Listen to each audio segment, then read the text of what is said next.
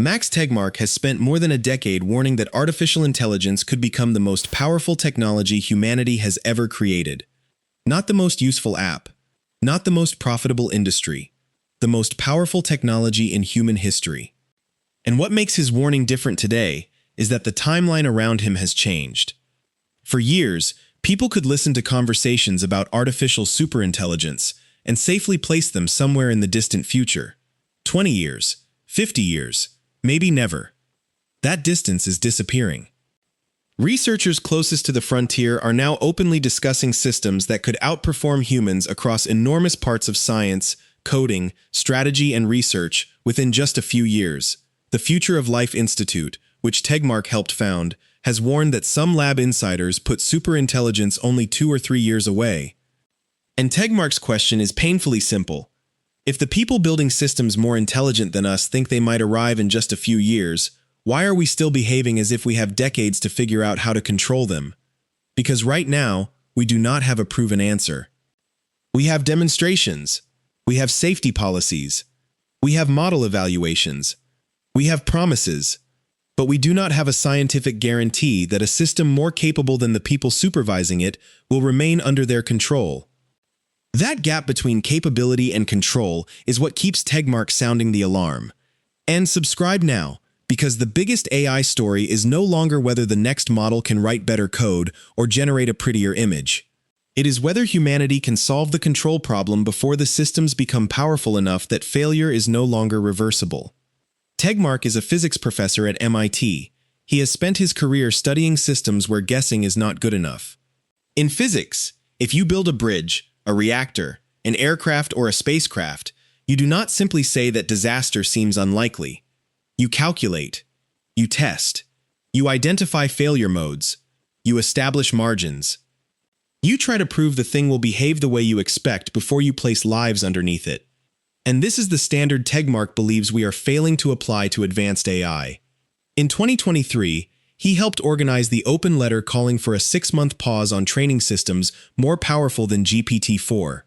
More than 30,000 people eventually signed it, including researchers, technologists, and industry leaders. The point was never that 6 months would magically solve AI safety. The point was that humanity needed breathing room, a chance for governance to catch up, a chance for interpretability to catch up, a chance for safety science to catch up. Instead, the race accelerated. More money arrived. More chips arrived. Models became more capable. Agents began operating for longer periods. Systems started moving from answering questions to completing tasks, and the incentives became brutally simple. If one company slows down, another company may get there first. If one country slows down, another country may gain the strategic advantage. That is the trap. Every participant can understand the danger and still have an incentive to continue. Imagine 10 cars racing toward a cliff. Every driver can see the edge. Every driver knows the brakes need testing. But nobody wants to brake first because the prize goes to whoever crosses the finish line. The fact that all 10 drivers are rational does not make the race safe. It can make the race impossible to stop. Tegmark has repeatedly described this as an arms race problem. And that matters because arms races do something strange to decision-making. They turn caution into weakness. They turn uncertainty into a reason to move faster. They turn safety into a cost. And eventually, people begin saying something that sounds responsible but is actually terrifying. We cannot stop because someone else might not stop. Listen carefully to that logic. Nobody is saying the technology is guaranteed to be controllable. Nobody is saying the safety problem is solved. The argument is that the race itself makes slowing down difficult. That is not reassurance. That is the warning. The central technical problem is easy to state and incredibly hard to solve. How does a less intelligent system reliably control a more intelligent one? Humans have never had to answer that question before. Every technology we have controlled in the past was less strategically capable than the people controlling it. A nuclear weapon does not study the security team guarding it. A virus does not read the emergency protocol and deliberately search for a loophole. A rocket does not pretend to pass a safety evaluation because it knows engineers are watching. Advanced AI changes the structure of the problem because the thing being controlled can reason. It can model the people around it. It can discover weaknesses. It can search enormous spaces of possible strategies. And if it becomes substantially more capable than its supervisors, then the supervisor becomes the weaker player in the game. Tegmark and other researchers have studied what is called scalable oversight, whether weaker systems can successfully supervise stronger systems. The entire phrase should make you uncomfortable. Scalable oversight exists because we are approaching a point where humans may not be able to personally verify the work of the systems they are using. Suppose an AI produces a 10 million-line software project in a few hours. Who checks it? Suppose another AI designs a new biological molecule. Who verifies every consequence?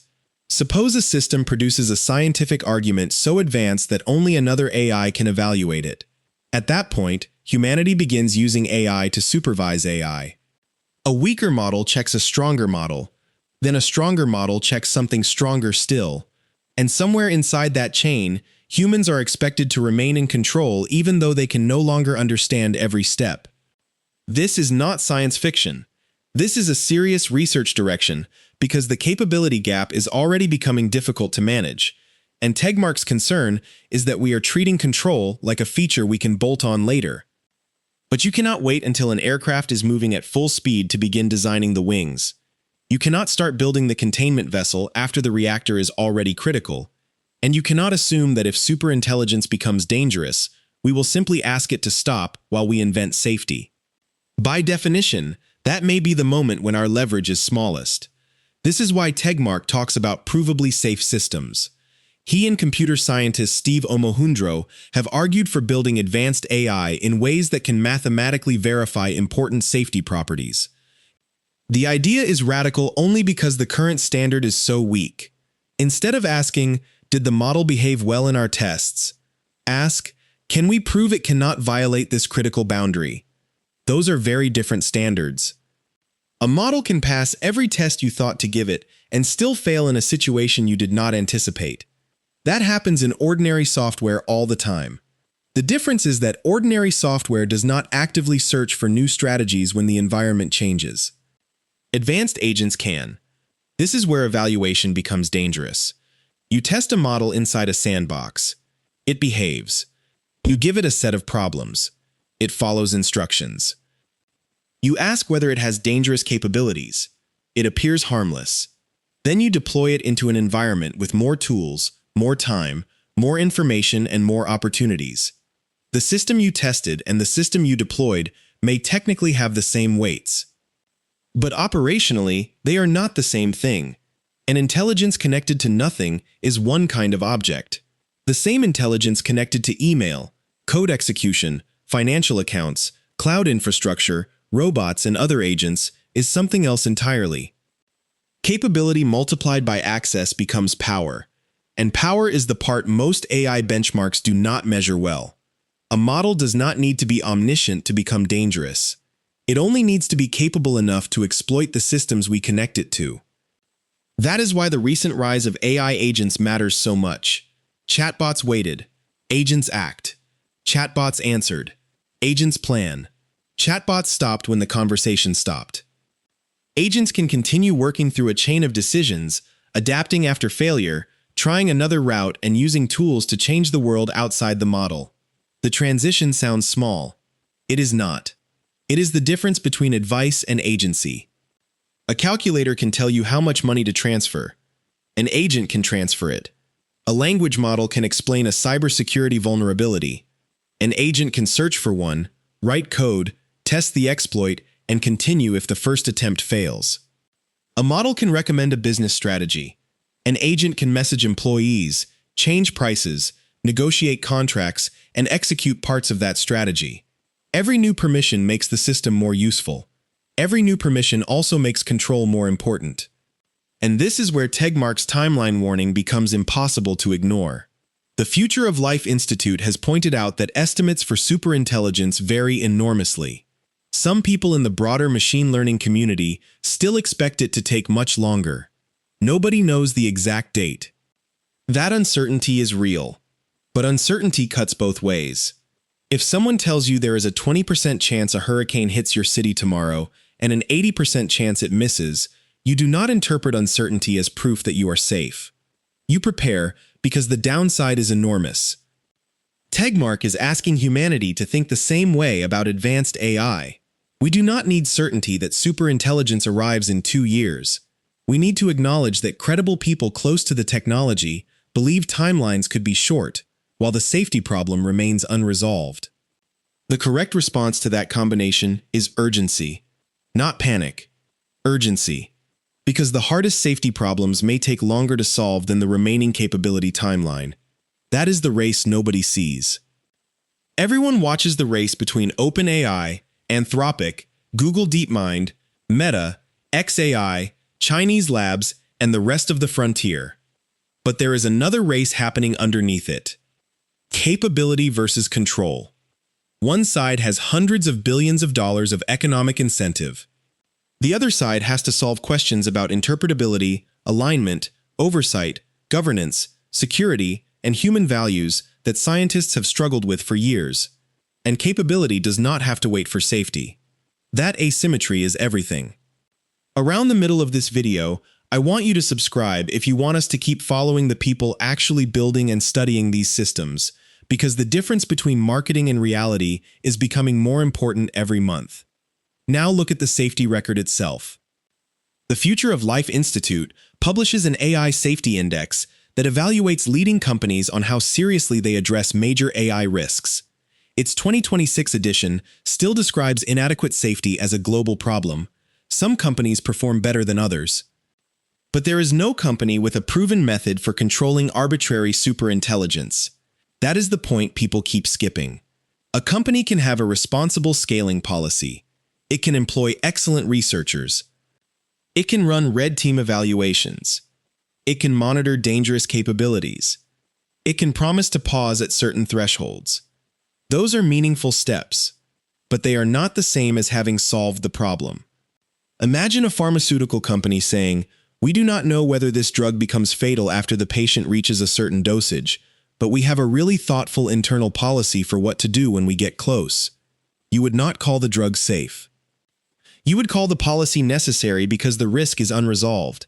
Yet with AI, the existence of a safety department is often treated as evidence that the underlying problem is under control. Tegmark argues the opposite. The fact that companies themselves are creating increasingly elaborate safety frameworks shows that they know the stakes are real. And the deeper contradiction is that the same companies talking publicly about catastrophic risk are also under enormous pressure to remain competitive. That conflict matters.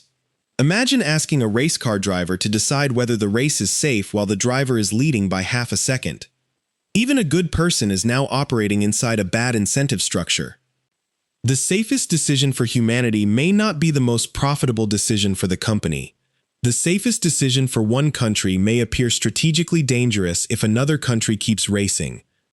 That is why Tegmark has pushed for binding rules rather than voluntary promises. We regulate aircraft. We regulate medicine. We regulate nuclear material. We regulate food. We require independent checks when a failure can kill people. But some of the most powerful AI systems ever created are still governed largely through company-defined standards. That would be strange even if the developers believed advanced AI was harmless. It becomes extraordinary when many of those same developers publicly discuss severe risks. Tegmark has compared the situation to moments in physics when scientists had to calculate whether an experiment could trigger a catastrophe before performing it. Before the first nuclear test, physicists considered the possibility, however remote, that the explosion might ignite the atmosphere. They did not say, "We tested a smaller bomb and nothing happened." They calculated. Tegmark wants something similar for superintelligence. He has promoted the idea of estimating the probability that an advanced system escapes human control. Not because a single number can perfectly predict the future, but because forcing researchers to quantify the risk changes the conversation. Probably safe stops being enough. How probable? 1% chance of permanent loss of control? 10%? 50? What level of risk would justify deploying a system capable of becoming more powerful than humanity? We already know society rejects much smaller risks in other industries. No airline would be allowed to fly if 1 in 100 flights ended in catastrophe. No medicine would be approved if there were a 10% chance it killed every patient. Yet discussions around superintelligence sometimes treat existential risk like an abstract philosophical side effect. Tegmark's point is that scale changes acceptable risk. If the possible loss is civilization itself, the burden of proof should increase, not decrease. And here is where the months, not years, framing matters. The exact clock is unknown. Nobody can responsibly tell you that humanity has exactly 9 months or exactly 18 months remaining. Tegmark does not know that. Neither does anyone else. The warning is about decision time.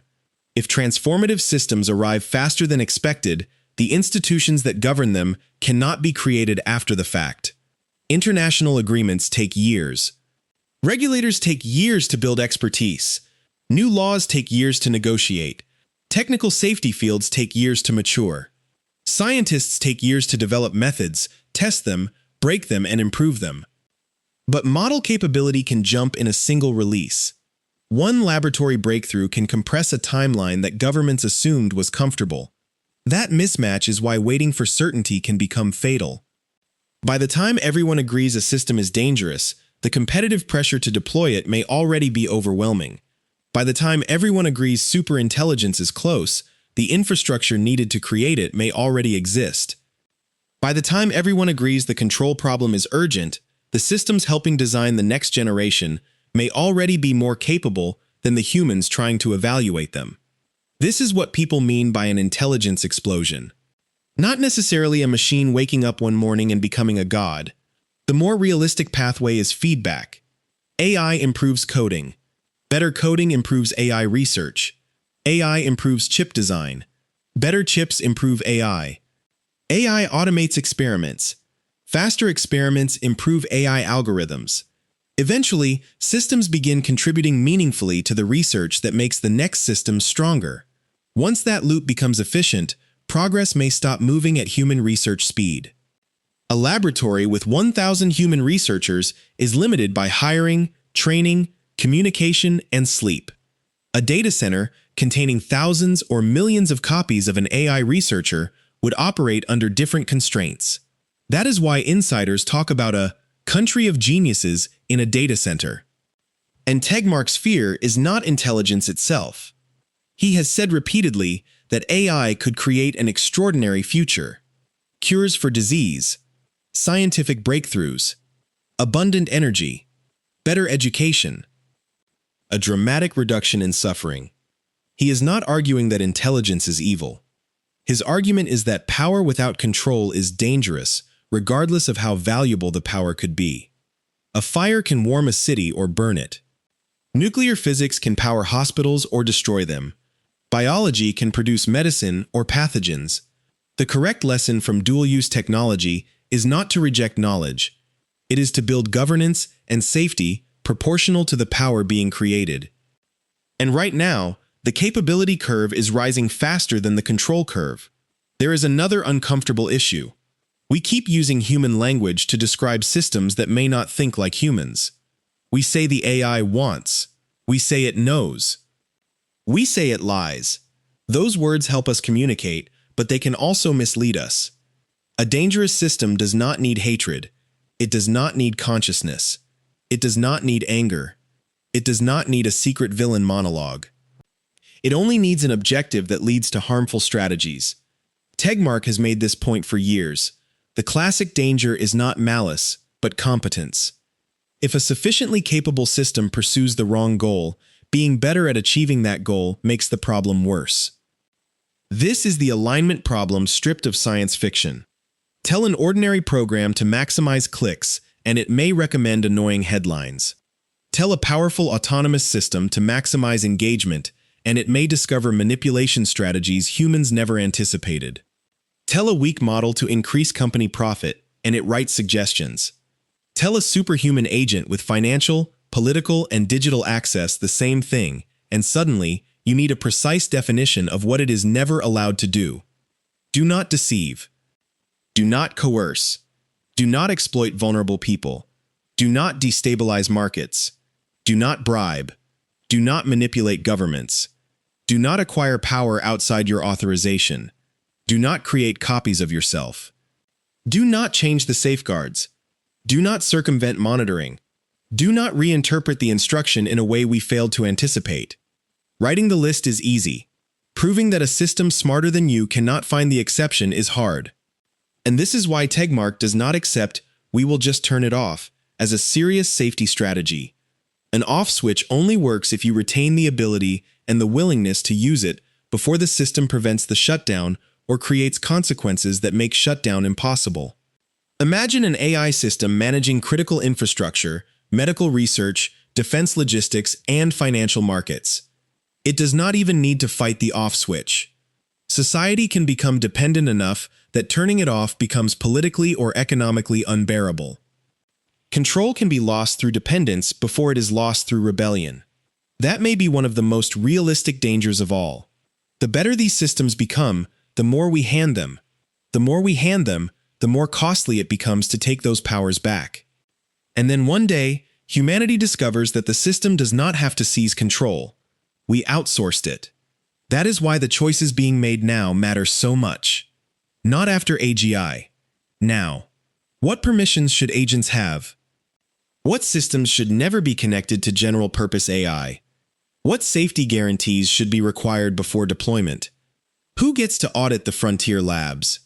What happens if a company reaches a capability threshold and refuses to slow down? What happens if a country believes another nation is 6 months ahead? What happens when AI becomes good enough at AI research to accelerate its own development? Those are governance questions, but they are also technical questions. And there is no global referee waiting with a perfect answer. In March of 2026, the Future of Life Institute highlighted broad support for prohibiting the development of superintelligence until it can be done safely and with public consent. That is a major shift. A few years ago, pausing advanced AI sounded extreme. Now even the organizations building frontier systems openly publish policies describing conditions under which development might need to slow or stop. The argument has moved. The question is no longer whether advanced AI could be dangerous. The argument is increasingly about how dangerous, how soon, and what anyone is actually willing to do about it. Tegmark's position is simple. Do not gamble the future because the prize is enormous. The fact that superintelligence could create incredible wealth does not make a reckless race rational. If anything, the value of the technology is a reason to protect the possibility of reaching it safely. Humanity does not lose by taking the time required to get this right. Humanity loses if we race so hard for the future that there is nobody left in control of it. And this is the part that should stay with you.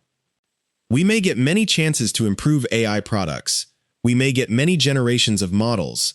We may get many attempts to fix hallucinations, bias, security holes, and unreliable agents. But we do not know whether we get a second attempt at superintelligence. That is what makes this unlike normal software development. The standard technology mentality is launch, learn, patch. Release version 1. Find the bugs. Ship version 2. That works when the failure is reversible. A bad app update can be rolled back. A broken website can be restored. A failed phone can be replaced. Loss of control over a system more capable than humanity may not offer that luxury. If a failure can permanently remove your ability to correct the failure, trial and error stops being a safety strategy. You need to get the critical part right before the first irreversible mistake. That is the entire warning. Maybe superintelligence is 10 years away. Maybe it is 20. Maybe current approaches hit a wall. Maybe the predictions are wrong. Tegmark would love for humanity to have more time. But hoping for more time is not the same as having it. And when the people closest to the frontier openly discuss timelines measured in only a few years, responsible planning has to assume that the shorter timeline might be real. Not because fear is useful, because preparation is. We insure houses that probably will not burn. We build lifeboats onto ships that probably will not sink. We put redundant systems into aircraft that are designed not to fail. We do those things because some failures are too expensive to improvise through. The future of human control deserves at least the same standard. Max Tegmark has spent years trying to move this conversation out of science fiction and into engineering. Calculate the risk. Prove the safeguards. Create independent oversight. Coordinate internationally. Stop treating an arms race as destiny. And above all, do not build something more powerful than humanity first, and ask whether it is safe second. Because if the optimistic people are right, AI could give humanity a future better than almost anything we can imagine. But if Tegmark is right about the control problem, there is one condition attached to all of those promises. We have to remain here to receive them. Subscribe, because this race is moving faster than the public conversation around it, and the decisions being made before superintelligence arrives may determine whether humanity controls the most powerful technology it ever creates, or whether that technology becomes the last thing we were ever truly in control of.